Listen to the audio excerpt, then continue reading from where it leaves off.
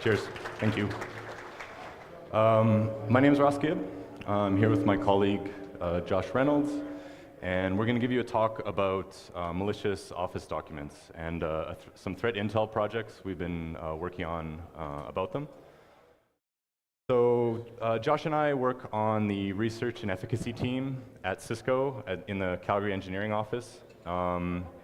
So our job is basically to ensure the efficacy of the advanced malware protection suite of products that Cisco sells. So our job basically boils down to ensuring that we detect everything we should and nothing we shouldn't. So maximizing true positives and minimizing false positives. We both spoke at BSides last year in separate talks. We're really proud to be back this year to support a really well-organized and good conference. And we're both actually co-authors of the malware analysis course that's going to be offered in the second year of the brand new SATE IT security program, which we're also really proud of. Just a little bit about myself. I'm from Calgary. Previous to Cisco, I worked at IBM and Symantec in Calgary and in California. At Symantec, I worked on investigating targeted attacks and taking down botnets. When I'm not doing computer stuff, I like board games and politics.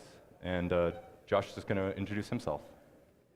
So as Ross said, my name is Josh Reynolds. I also work on the same team as Ross, doing essentially the same things. My background is kind of varied. When I initially was doing my program at SATE, after my first year, I luckily got hired on doing QA for a local web consulting company. After I graduated from SATE, I went over to Australia to finish a bachelor degree in information technology. There I interned with Red Hat on their penetration testing team, and I wrote some web application fuzzing frameworks for them. Then when I came back, I did some system administration for Graycon while also doing a few penetration testing exercises for some of their clients. And then I came over to SourceFire in a QA role. And then once I began to show expressed interest in malware research, because that's kind of our bread and butter, I moved over to the team I am on now. I'll pass it off to Ross to move through some of our documents. Cool. So the presentation is kind of in two parts. I'm going to cover the first part, which is going to be a discussion about trying to generate some threat intelligence information on like an aggregation of malicious Office documents. And the second half, Josh is going to be cover, and it's going to be a deep dive into a specific threat and threat actor. Okay, so what are the kind of clones that the title of the talk is referring to? And it's malicious documents that look kind of like this. If you have any kind of responsibility for email security at your company or your organization, or you have an email address, you may have seen documents like this. So what these are two examples of malicious Office documents with macros inside, and a macro is a tiny little program. And if you are enticed into enabling the content, that program will execute and most likely infect you. So what we typically see with these is an image is used. So this is actually, this blue background and white text is actually an image. And in this case, it's telling you that the current document was from an old version of Word and trying to get you to click the enable content. The second one here is very similar.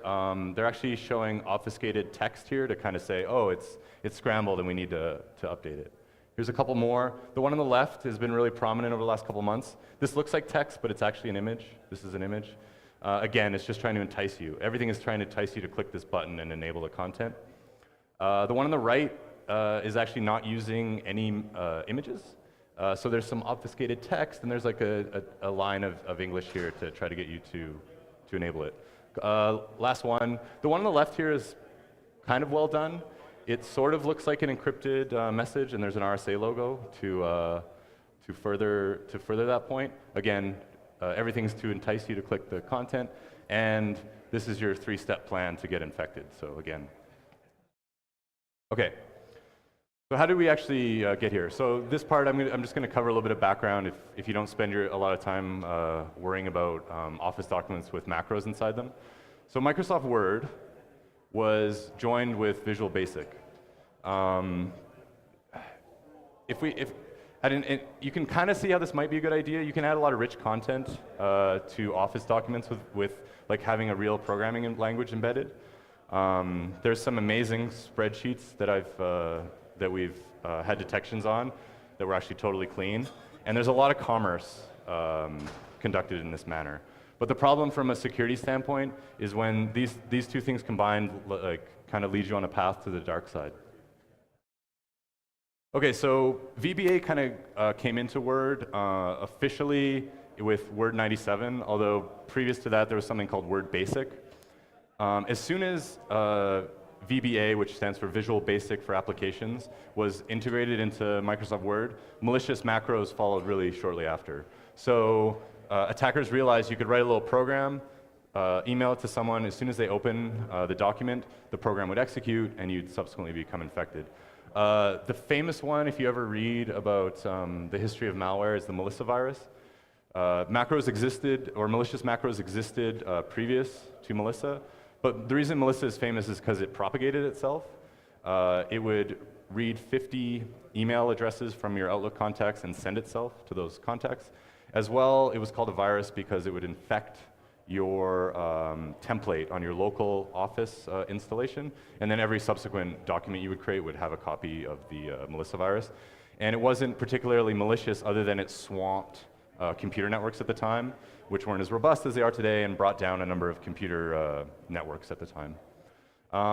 So in 2007, Microsoft made some big security improvements in a lot of their products, or it was kind of leading up to this point. So in Office, they disabled macros by default, and we achieved peace in the galaxy. There was a lot, myself included, thought the problem was going to be solved once people had to click through something to enable macros. But like the Death Star that we have to keep destroying every couple of movies, bad things have a habit of coming back. So between 2007 and now, they didn't go away. There's a famous kind of hacking incident against the German Chancellor, Angela Merkel, in 2007 that was based on an Office document with a malicious macro. And there was a nice paper about how they were going to be the future of cyber war, the future munitions of a cyber war.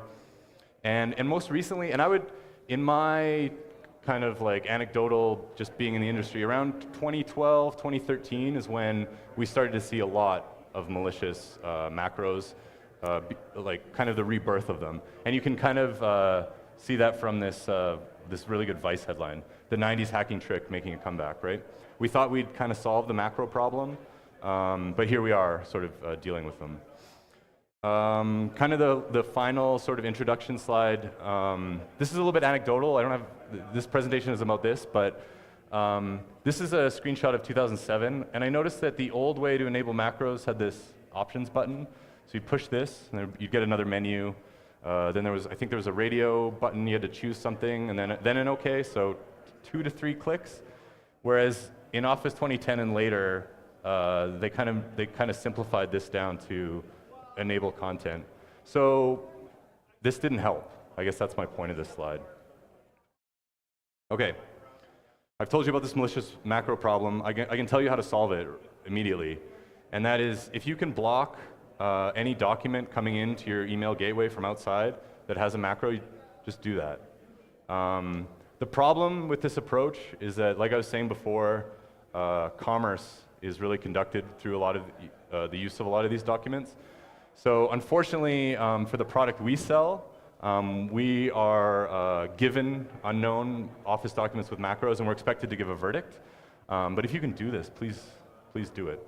We don't have that option. I know a lot of people don't. So so the rest of the talk now focuses on malicious macros and how we can better classify them for a threat intelligence perspective. So the data set that I worked on for this project was from the month of August. And what we're looking at here is a count of unique SHAs, so unique files that were Microsoft Word documents, so .doc or .docx. So Excel I kind of excluded from this data set. And these are the number of unique ones that customers send us to get a verdict on. And these are the number that get to the sandbox, which is kind of the end of a long chain of services that could give a verdict. And so once it gets to the sandbox phase, we open it and observe behavioral actions that the document takes when it's opened, and the macros are enabled. And so the data here kind of demonstrates a typical work week. So the peaks here are Monday to Friday, and then when less people are working, basically, Saturday and Sunday are much lower. And you can see we average about, during the work week, about 4,000 unique Office documents with a macro. So this is both clean and malicious. So we got 4,000 unique ones every day to try to classify.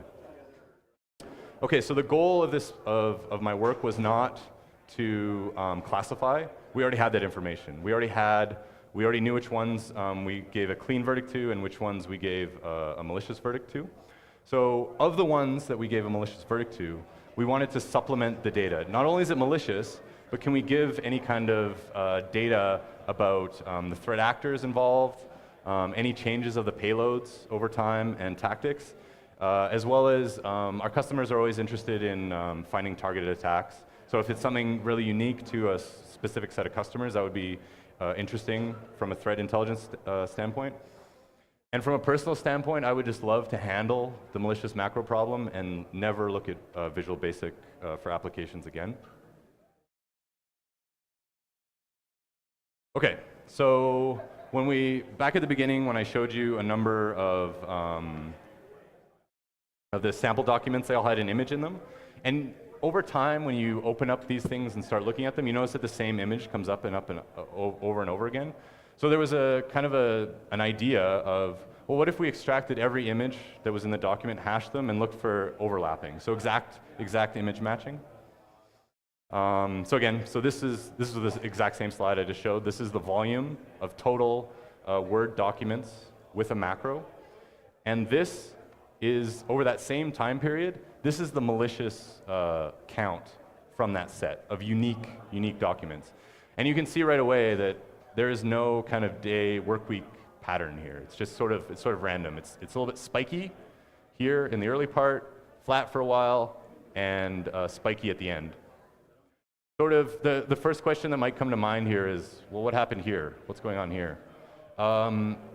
Because this graph is showing unique samples, there's actually, there are spikes here if you consider the identical file. So we do see the identical file sent to like multiple customers, but when their files are identical, we don't, it's sort of easy to deal with them. So this is totally unique counts. And so what we kind of wanted to do was account for some of these spikes and say, yeah, we know these are malicious, but what more data can we tell about them? So using the image hashing, extracting the images, and then grouping them based on that, we kind of come up with this grouping. So what I'm showing here is the top 10 groups in terms of count of unique documents that contained an identical image inside them. So kind of right away, you see some of the spikes are accounted for. So this blue group 1, which is the largest group, had 800 unique documents had the same image. And then it's interestingly, it kind of spikes, drops off, spikes again, and then it's kind of gone for the rest of the month. What we see here too is group 2, which is the green. Again, kind of was falling as the month began, spiked, and then had a little bit at the end. Okay, so that's kind of interesting. So we've now grouped documents that have identical images in them. But what more can we say about them? Well, we have some sandboxing data or runtime data, what happens when you open them. So looking at just this group 1, just group 1, if we pull out the runtime data from the sandbox, all of these documents here were contacting and downloading the exact same next stage payload. So all of these all 800 of these 800 odd documents here were all contacting the same IP address and getting the same payload. So that kind of lets us start being a little bit more confident in the grouping of these. And again, it's the same for all of these. Now, if we look at group 2, just looking at the top 2 groupings of documents, the green, which all share an image, they're actually downloading the exact same payload that the blue group is downloading. So both of these, the group 1 and group 2, using the within each one they use an identical image, but their first stage payload, the place that they're downloading their first stage of malware from, is from the exact same location. So if you saw the keynote earlier today, it seems like this was a kit, right? It seems like someone had some automation to generate these documents. They all included the same image, and they were after the same kind of payload. And there was a second kit used, or maybe a second automation solution used to create group 2. And what we're hoping to do over time is to determine, are group 1 and 2 the same people, or are they different? What's kind of interesting is that group 2 falls off to 0 on the 4th, and suddenly group 1 shoots up and falls down. Like, they don't kind of coincide with each other, so we're kind of hoping this research is going to help us track when we can do subsequent groupings on this. And you can see that there's a lot of smaller groups as well. Just to show you the 2 documents that came out. So this is group 1 here on the left. Kind of interestingly, their automation solution that built this document, this is the image inside it, but it's actually not visible when you open the document. So the forensics tools I used, which was just Foremost, if you're familiar with that tool, it extracts this image. This image is inside the document, but it's actually not visible when you open it. And on this one, the image is very much open. So over the month, there was 1,500 of these. There was around 1,000 of these, and they both were downloading the exact same payload. So from an analyst standpoint right away, you can say, okay, well, these 1,500, I kind of understand all of them, and then I can look at the payload, get some runtime data from when we open them, and describe this group that's sending them, and supplement our convictions with that kind of data. Okay, so an incredible number of the documents have images, and it was kind of useful to group them in the exact image hashing method. But there was a small number of documents that didn't have any image data to hash, right? So that the technique previously described wouldn't work at all. So for these documents, I wanted to try something else. So this is both .doc and .docx. So to do the subsequent work, I then separated them into the old format, which is .doc, and the new format, which is .docx. So this graph is both, and this subsequent graph is just the old style document. CDF is another name for it. It's basically .doc, the older Microsoft Office format. So again, you can see a spike. Now we're talking about a very low volume of unique files from what we were looking at in the previous graphs. But again, you see a kind of a spike and then a trailing off. So the idea here was I had no image data to hash, but I started to look at the format of a .doc file, and I wanted kind of something simple that was similar to the image hashing because that was somewhat successful. So what I just did is hash the streams. So a .doc file is made up of named streams. So I just extracted all the streams and hashed them. And so that gives you like a set of hashes of streams that are inside a document, and I do that for every document, and then look for intersections between documents. And there's a little bit of logic here. Some of these streams are not useful for this purpose because comp object streams are often the same between documents that really have nothing to do with each other, whereas some of these other streams, like anything to do with VBA is often the same, or Word document. So when the kits are building these documents, they're assembling the document programmatically, and a lot of these contents are not changing between. They might be re-obfuscating the macro that's inside, but some of these other supporting streams are remaining the same. So that's how we're kind of able to match them up. So the results of this were, again, we get a number of groups, but interestingly, some of the spikes, again, were accounted for. So the early spike we saw in the data, that actually flowed into group 2, the second largest group. And you can see that it came up here, there's a little bit at the end. And again, okay, was this a good grouping? Does this make sense? Well, we can use the runtime data from the sandbox to see, yes, these are all launching PowerShell in the exact same way. Looks like they came from the same kit. And if we can keep track of this over time, when this group comes back in September, we'll be able to maybe say something more intelligent about it than, yeah, it's just malicious. And the results from the docx, so this is just the docx samples over the month. Again, we have a spike to account for and some background noise. Docx's don't have stream data, it's a different file format, but they're zip files. And so inside the zip file, there's a number of files. And so in kind of using basically the same method, instead of taking streams, I just took the internal files, hashed them, and again, looked for intersecting sets between documents. And again, some of these are not useful. I threw them away. So anything that ends in .rels is generally not useful, so these get thrown away. But some of these XML files and VBA project files are excellent for grouping documents that come from the same kit or the same group. Again, so what was kind of encouraging about all this work is that the spikes were starting to get accounted for, whereas grouping the internal files accounted for the big spike we saw in the middle of the month. And again, using the sandbox data, the runtime data as a verification, these are all actually related. So this kind of work it's ongoing, and the idea is that we're going to keep track of this data over time, and as more malicious documents come in, if they fit into one of these groups, we'll be able to supplement our data. We've convicted them, but we'll be able to supplement like, oh, this is usually ransomware, and now they're distributing something else. Or we have all these malicious documents that we can't group. What's special about them? What is making them different? Are they doing something different? Is it a new tactic? And when we see spikes, we're hoping this technique allows us to account for them. So we're going to segue over to Josh, and Josh is going to take us through the rest of the presentation.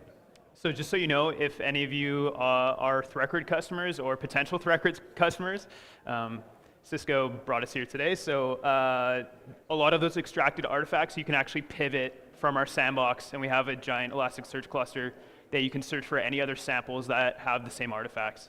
So just a commercial plug there. But so so a lot of you are going to say, okay, you're hashing image files, whatever. That's lame because you have a cryptographic secure algorithm that's going to look for a single image file, and if you were to change one single pixel of that image file, then it's going to have a different hash, right?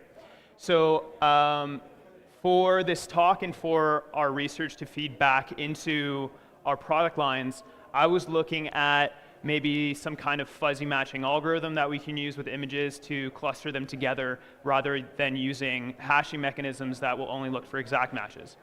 So I was reading a whole bunch of academic papers by Google on scaling for looking at duplicate images within their engine, but I thought we could use something a little bit simpler. The OpenCV project is fantastic if you're going to use any, if you're going to do any image research or video research. They have Python libraries, Python bindings, C++ bindings that provide a really good way of working with images. I found their ORB algorithm, which is oriented fast and rotated brief algorithm, is fantastic for clustering images. And then essentially what I did was take a known malicious, or a image that's known to be malicious or associated with malicious documents, and then I used that as a seed image and then compared it against all what we've defined as being clean documents for a certain amount of days. And then if a number of those features that we've extracted from the image match any of those supposed clean documents, then we know we've missed them, right? So this is known as feature extraction. I'm not going to try and fake my way through a lot of the computer vision theory because I don't have a major background in this, but OpenCV's libraries made this actually quite easy. And then essentially I established a certain percentage of matching features extracted from both documents, and if that certain percentage and ceiling was met, then I bucketed it for later review. So here's an example. So OpenCV will do this for you, where you have two images. The one on the left is known to be a part of a malicious document, and then the one on the right is from a supposed clean document. So this provides some fantastic feedback because obviously in this case, we did not classify the one on the right as malicious, but what was occurring was within our sandbox, it had an auto close macro. So the macro is only executed upon document close. Yes, this is a feature. Why it's a feature, I don't know. but they were using that to execute their malicious code only when the document was closed. Now, ThreatGrid recently released some functionality called playbooks, which automatically closes documents for you. So now we have an actual solution from the feedback from this research. This is a more interesting example where extracted features on the left image was actually a part of a smaller image embedded within a larger image. So in this instance, this was actually looking for, supposedly looking like a fax document, and then it had essentially a social engineering message embedded within it, a smaller image that had the same features as the image on the left. So that was a really cool product of this research. So great, we're talking about this from a high level point of view of trying to track these documents within our sandbox, trying to extract features to designate them as being malicious. But what about the actors themselves? So we actually just put out a blog on the Talos blog, the Talos Intelligence blog, which is fantastic if you haven't looked at it, the entire blog, and our post goes over this in detail. But there's a Fin7 threat actor that's essentially been active for a large number of years. They're financially motivated. They deploy and target a large amount of financial institutions, hospitality, and medical industries. So it's essentially applicable to everybody in this room because we all use banks, we all go to the hospital sometimes, we all go out and eat and stay at hotels. So they're targeting all these campaigns with financial motivation of stealing money. And they're typically using spear phishing techniques with documents, so I'll be going into one of the documents today, and this is constantly changing and evolving. So from the month of July and August, we were seeing some odd 30 documents from this threat actor alone that they had changed their techniques and tactics quite frequently, and this was to avoid antivirus detection. Okay, so they are constantly monitoring blogs. They are constantly monitoring antivirus services for them being detected, and then they'll change their techniques and then go on another campaign again. And they're also leveraging public tools. So I commonly get in an argument with one of my pen test friends over the release of penetration testing tools. So this is an example of they're literally copy-pasting code from the Powersploit project and using it in active campaigns against financial institutions. So anyways, take from that what you will. So document analysis, let's actually dig into a document and look at it. So the nice people at Cisco made me this beautiful graphic. So I'm just going to move through each component of this document using this graphic. So this is an RTF document, which you can see up here. This is what the document looks like. So I'm not sure if you know this, but within Office documents, if you drag and drop a file, it becomes an embedded OLE object within that document. So in this case, the document contains a OLE object that's an LNK file. Okay? So for those of you who are not very well versed with Windows, LNK files are simply link files. So if you were to right-click on a file and make a shortcut, that's an LNK that will link to an executable that you can execute. But what a lot of people don't know is you can actually embed commands within LNK files, and those will be executed. So if somebody sends you an LNK and you click on it, they can actually get full remote code execution on your box. And a lot of people don't know that. But these guys embedded an LNK file within the document itself. Okay? So what they did now was they execute WScript. Okay? So this is the Windows scripting host on the Windows operating system that they're executing from an LNK file within a Word document. Okay? I'll try and space this out as much as I can, but you can ask questions afterwards if it gets complicated, because it's going to get complicated. But essentially, they were executing WScript, and this is the command that they were executing. So they were doing command.exe, and then they were using WScript to execute JavaScript, okay? And when I found this, I was amazed. From WScript, you can reference an open Office document, okay? They were extracting JavaScript from within an active document object within the open document. So this is an external application that can actually pull out data that's in an open document, okay? They write this to disk in a file called md5.txt under your home path, and then they execute that, okay? So then what happens is a large series of base64 decodings from JavaScript. So now we're strictly executing JavaScript from the Windows scripting host. So for those of you who don't know, the Windows scripting host allows you to execute JavaScript, and you have access to ActiveX controls and things like that. So this is very different than when you execute it in a browser where it's completely sandboxed from the operating system environment. When you use JavaScript on Windows with WScript, you actually have access to the full operating system for the most part. So here we have, this breaks up into a whole array of JavaScript files that have a whole bunch of different base64 decoding steps. So I'm sure many of you in the room know what base64 encoding is, but basically it's an encoding format for any type of data. They've done anywhere upwards of 8 encoding steps of base64. I'm assuming this is to avoid any antivirus emulation that will be attempting to emulate this JavaScript, because they'll only do a certain amount of iterations. Otherwise, you're going to kill the machine that you're running your AV on. So, and we basically just built a custom Python script that would extract and automatically decode all these base64 decoding blobs. And then in the end, we ended up with 40 some odd JavaScript files for a single document. Okay, so this is basically what the base64 decoding looked like. What was interesting was the char set that they're setting for this base64 decoding function is Cyrillic, which could actually indicate Russian origin.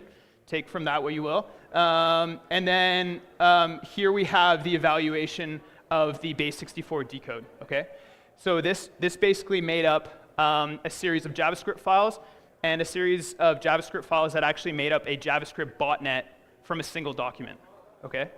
So now, as I said, we had 40 some odd JavaScript files from a single document. That's a lot to process and go through manually, and of course I'm lazy and a programmer, so I was like, okay, I'm gonna write code to do this for me. So essentially, if we wanted to cluster this JavaScript, we have to extract certain features, okay?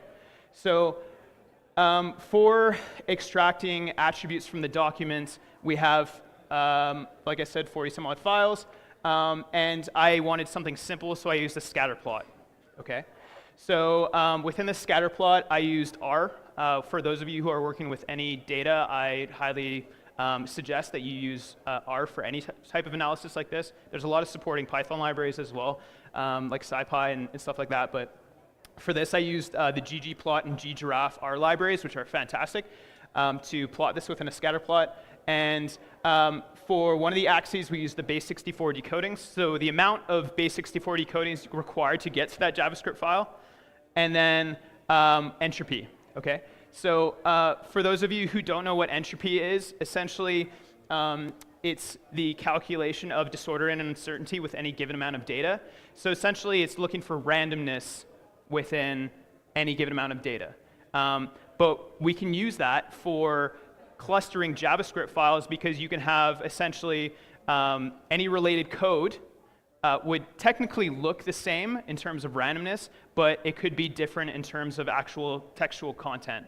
So I'll show you what that kind of looks like. And then, so what we got out of this was essentially this. I know it's pretty small, but essentially, we got clusters, which I was amazed that this actually worked. This was the first thing I tried, and I was like, awesome, okay. So up here we have, so these are all different JavaScript files that have different bot functionality. So in the top left, we have scheduled tasks that are executing each part of the botnet that's made up of JavaScript on your system. Then we have like JavaScript execution. Then we have the botnet command and control commands that were clustered together using this technique.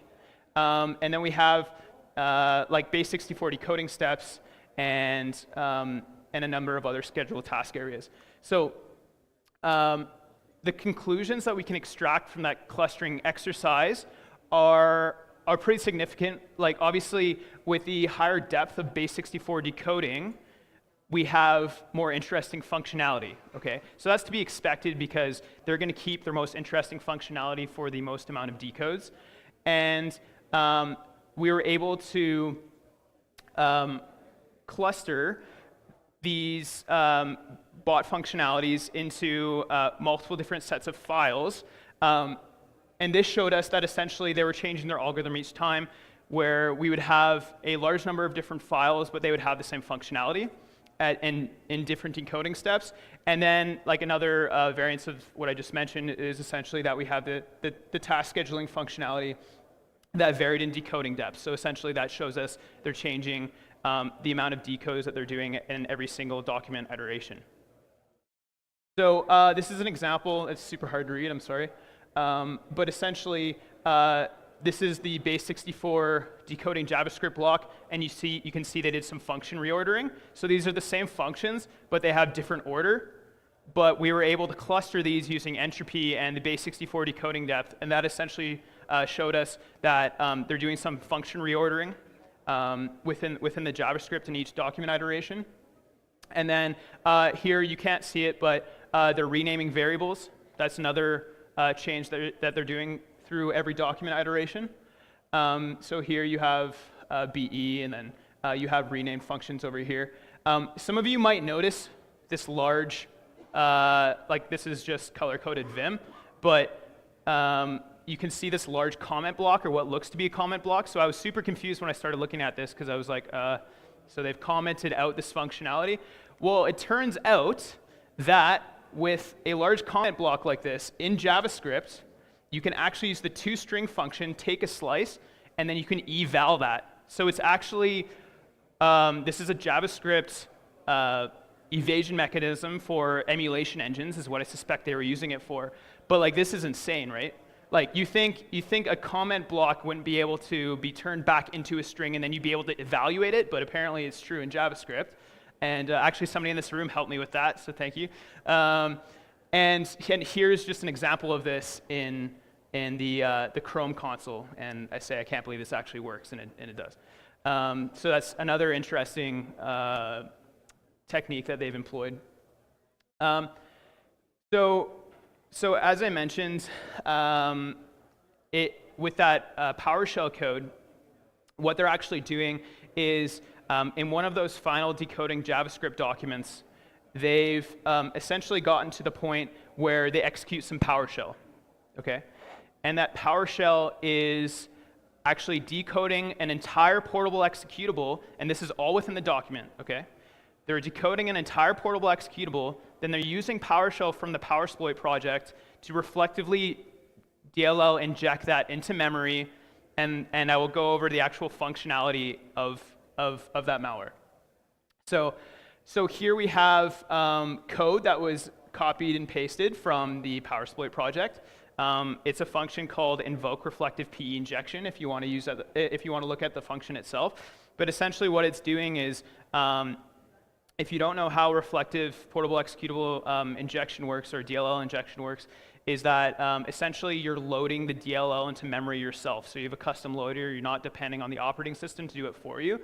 And what this is commonly used for is an evasion technique where if you're calling an operating system API to load a DLL for you, that's commonly hooked by a large amount of antivirus engines. But if you're loading the DLL yourself without the assistance of the operating system, then you can essentially avoid that.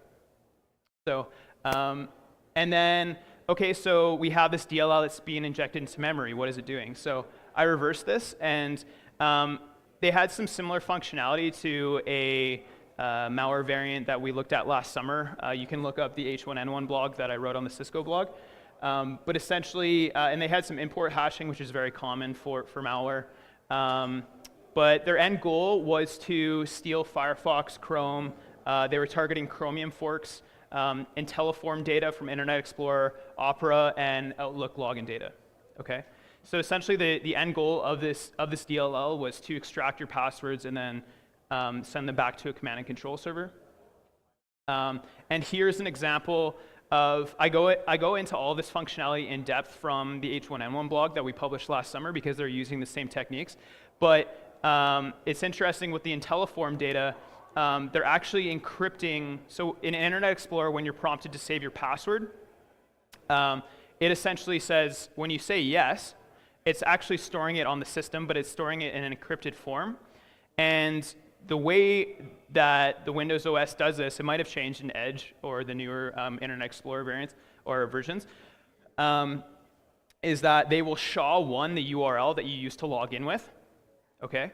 And then they will use that to encrypt your password. So every single time you hit a website, it'll automatically SHA-1 that URL and say, oh, I have a password for this, and then it'll insert it. But what they actually did, which was pretty clever, is they used find first URL cache entry to find every single cached URL entry on your system, and then they'll SHA-1 those, and then try to decrypt your password with each of those SHA-1s. Okay, so they basically decrypt the functionality that, like, I know Microsoft doesn't really consider this a security boundary probably, but I thought that was quite entertaining. And with all these other browser variants, you can use a Windows API. I think you have to be administrator, but if you're administrator, you can use, and logged in as the user, you can just use, I think it's crypt unprotect API on Windows to decrypt your passwords. And they do this prior to sending it back to their command and control server. So what does that look like? So once they've extracted your passwords, they essentially write it to appdata username.ini, and then for whatever reason they're changing it to the timestamp of the write for that ini file is changed to that of ntdll. I'm assuming this is an anti-forensics mechanism where essentially if you diff the files on the system that were changed for the past day, you wouldn't see this password file because they're simply setting it to the timestamp of ntdll, which would be changed maybe since your last Windows update or something like that. And then this is encrypted, and then periodically using a scheduled task from that extracted JavaScript is periodically posted to a remote command and control server. And then this is essentially what that encryption algorithm looks like, and it's a basic substitution cipher. So if you were to see this command and control traffic, you could decrypt it in line and see that your users were compromised.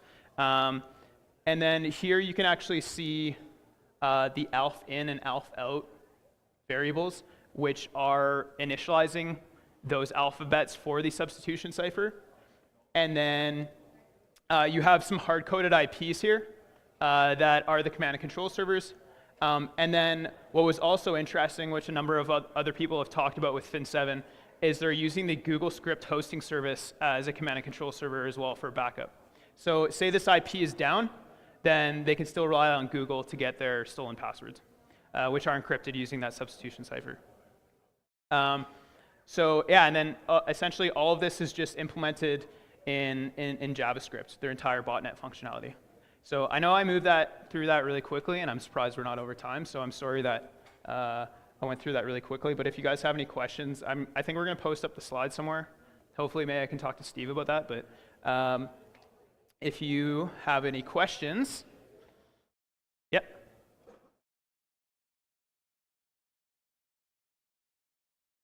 Do we have a mic?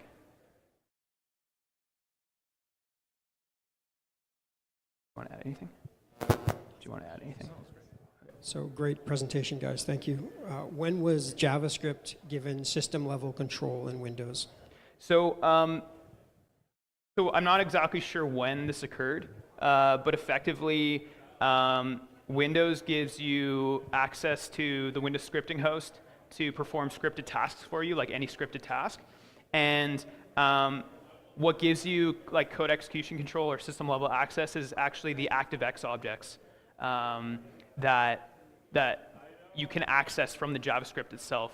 So in this scenario, they were able to say execute PowerShell from an ActiveX object. And yeah, so I'm not exactly sure when that happened, but I do view it as being like in reality.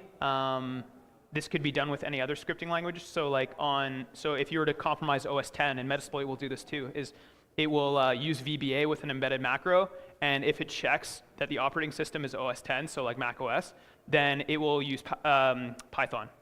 So in reality, like they could have implemented this botnet functionality with anything, but they just chose to use JavaScript because why not? There are, this is like an entirely other talk, or sorry, a whole talk in and of itself, but Microsoft is working on a large amount of engines to automatically deobfuscate this kind of stuff. So that's something to keep in mind. Chris talked about a few of them, which the ATA and ATP product lines are making use of, but we've actually been looking into leveraging some operating system APIs provided by Windows on Windows 10 for automated deobfuscation. But as of right now, we do have pretty decent coverage of even obfuscation techniques. Like a lot of the work that Ross and I do is looking at these attack methodologies and see how they change over time, and then we provide that feedback back into the product lines that we work on. So yeah, here's some resources. We got another question. Sorry, where was it? Oh. Yeah, excellent presentation, guys. Thanks very much. Quick question. You have a, don't want any feedback here. You have a document file in it, and it's got a macro in it. Yes. Is there any way you can simply tell just by looking at properties or something whether there is actually a macro in the document? Yeah. Because that's almost like a fairly easy step one check. Yeah, absolutely. If you save them manually, newer versions of Office will insist that you save them as a docm, so it gives like the user a clue. Generally, the icon is different too. Depends on the versioning, but there'll be an exclamation mark or something other indicating on the document icon. The trouble is when they come in through email, that's not always noticed or not always obvious to the user. So, in my opinion, your email solution should be able to detect that. Like that would be like a must-have feature of like incoming.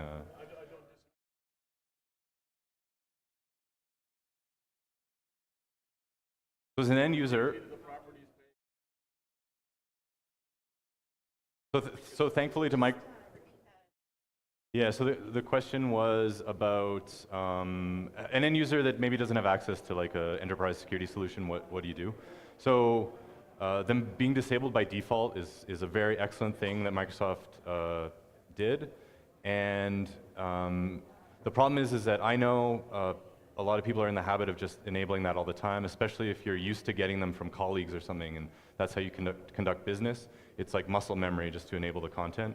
So that's one of kind of the, in my opinion, deficiencies with that approach is that you've trained users just to click without thinking. So at home, if it's just a macro and doesn't contain an exploit, if you don't enable it, you should be okay. You should, if you have default settings, you should be notified, and don't be in the habit of enabling every time. Yeah, you can just disable macros by default, and then if somebody sends you a document, like as an end user at home, like if they're like, oh, you need to enable macros, ask them why. Like really for a Word document, like in what's like, they're like, oh, I want my like dynamic banner to like fly across the page when you open the document or something, right? Like there's not really any valid use case for a Word document to be open with macros in a normal end user scenario.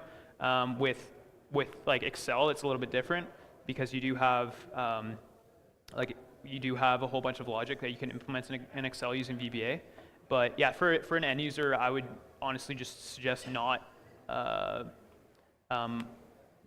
like just disabling them by default. But if you do have, you will get that warning if you do have the default setting enabled within Office. So you'll always get that warning unless you say, like I think there's an option for always execute macros, which is obviously the worst. Can you still find if there is a macro in the document by looking at the properties? I'm not sure about CDF. I know for docx or that format, the newer format, you have to have docm, or else it will not. You have to have docm as the file extension, or else it will not like attempt to execute those macros. But yeah, I'll have to actually have to check for CDF. Like you can see in our stuff, but obviously you don't have access to that as an end user. Right. Another question. So, how would you guys rate the complexity of this attack with regards to exploiting Office macros? And going back to your statement about Microsoft not considering the hashing of the URLs a security issue, what is your overall thinking behind that, and is anybody else using that same technique to store passwords locally?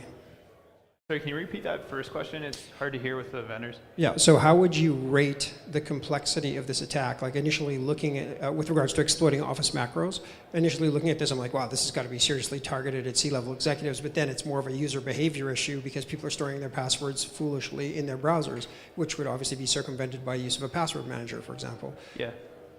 That's, so yeah, to answer the first question, the use of macros is trivial as an attack vector.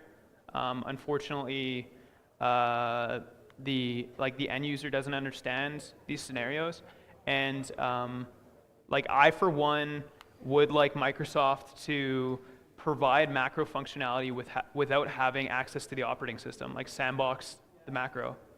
Like they don't have to have access to execute code on the box from a macro. And like even like if you have Office installed on your Mac, it literally opens up that exact same attack vector on an entirely different operating system. So you're literally porting a giant security problem to an entirely new operating system on your software that's used by millions, if not like billions of people, right? Do you have anything to add? No. And then in terms, yeah, for password management, I use a local password manager. On I think OS 10 has a better approach where they have like a keychain, and then that is encrypted by your password. From the IE perspective, like if they have access, like in reality, if they have access to your local machine, they can probably just get your password in like a million other ways, like keylogging or Clipboard logging. Yeah, like a pop-up box that's prompting them that looks similar to another application, things like that for a normal end user. So I think they've kind of like gone a step further than storing it in plain text, but I don't think it's that much further. But yeah, my suggestion would be for a normal user is to use a password manager, but I'm still not a huge fan of password managers either, so there's not really a great solution for the endpoint itself. If you can remember them in your brain, it's probably the best suggestion.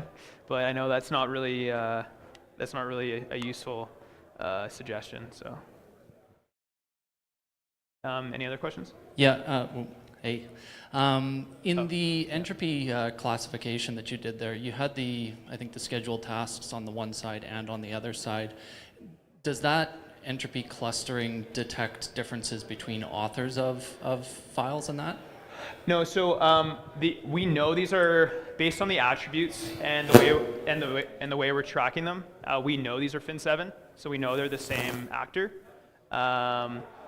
In theory, we could definitely use entropy. I was only using a fixed byte size for the entropy calculation, so that could be like the task management code was up here, and then the task management code was up here, and that's like the large reason behind the entropy change. So like this is not an exact science. It was kind of like here's what I tried. These were my results, and I think you'd find them interesting. Could we scale this for large clustering of like large different samples? I'd like to reach that with the OpenCV image clustering because I think that shows a lot of potential. But for this scenario, like since we were using base64 decoding depth as one of the axes, I don't believe that it could be really applied elsewhere unless we see base64 decoding depth being used again. So this was almost just for clustering the Fin7 documents themselves. And then once, like, what I kind of didn't really mention that well is that the reason I did the clustering was to look at those minute changes, which then I saw later on when I was comparing the files within the clusters. But yeah, definitely it could totally be used to look at different actors. If you were like this, the clustering field is huge. So like you can have like k-means look at X number of different dimensions of data, but in this instance, I just used a two-dimensional scatter plot. I didn't use k-means or supervised or unsupervised machine learning or things like that. But there's definitely like a whole bunch of different computer science fields that can be applied to this problem. Hello. Hey. So I have two questions. You had like an image matching thing on Word. Did you find any false positives with that, like with that image matching at all? Like. Yes. Yeah. Like, basically, I was trying to adjust the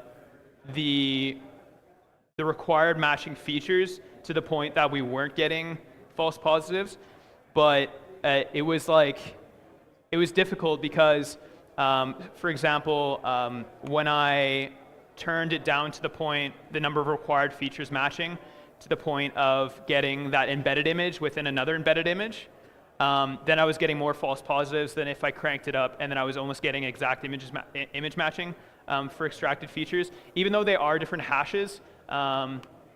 So yeah, I still, again, this is like essentially something we've tried. I'm going to try and make it scale, and then see how it performs in giving us, like one, we're using these images for classification of malicious documents, and then two, we're using it for feedback into what we're not classifying properly within the sandbox.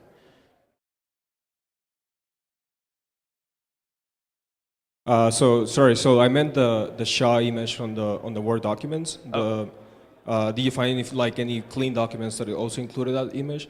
And also, I want to hear a little bit about your takes on what techniques do you think Microsoft can do besides obviously disabling macros at all to lower down the amount of malicious things that documents can do with macros. As far as the image matching was good because it was exact. It was good at finding documents we misclassified. So there was documents that were marked as unknown that were actually malicious, and that was because they had the same image inside. In most of those cases, it was finding things that were corrupted, so that they'd been altered in some way, so they actually didn't open. We didn't have a lot of behavioral data, so it was difficult to classify them. They were also impossible to be opened by end user. But we're not seeing, for the exacting, I couldn't find any examples of clean documents using those images because they're very focused to social engineering, and it just didn't make sense. As far as the macro problem in Word, having users click through it is no solution in my opinion. So Office 2016 I know has a bunch of features that allow you to, if you run an Active Directory domain, you can secure that, you can ensure all your individual users are secure. The only thing I could, Josh mentioned it already, is some kind of sandbox approach. I've looked at a lot of clean macros. You're going to break a lot of them. So I think that's the conundrum that Microsoft is in. They know they could add a sandbox, but there's all these macros that commerce is basically, people's invoicing systems are based on these, and they're running, they're often, it's at least push button or the user has to interact with the document more, but still they're executing PowerShell from totally clean documents written by, I'm talking 5,000 line macros and stuff like that. So. There's also actually macro signing functionality that Microsoft offers. So if you're in an enterprise environment and you can enable macro signing, that would be good. But again, if Lucy in HR gets popped and then you get her signing key, then you can just sign macros and then send it to the rest of the company. So I'd like a permanent kind of approach of the sandboxing methodology where just restricting access to the operating system itself seems logical to me. It's like having, I don't know, Microsoft does this shit all the time, right? Like an IE used to be able to enable ActiveX controls from a website, and then you could just get code execution. So anyways, I know it's not an easy solution for them either because they're going to break millions of environments. So I think it's lunch. Thanks a lot. Yes, it's Yeah. lunchtime. Thank you so much, guys. That was awesome. We'll be back in this room at 1 o'clock.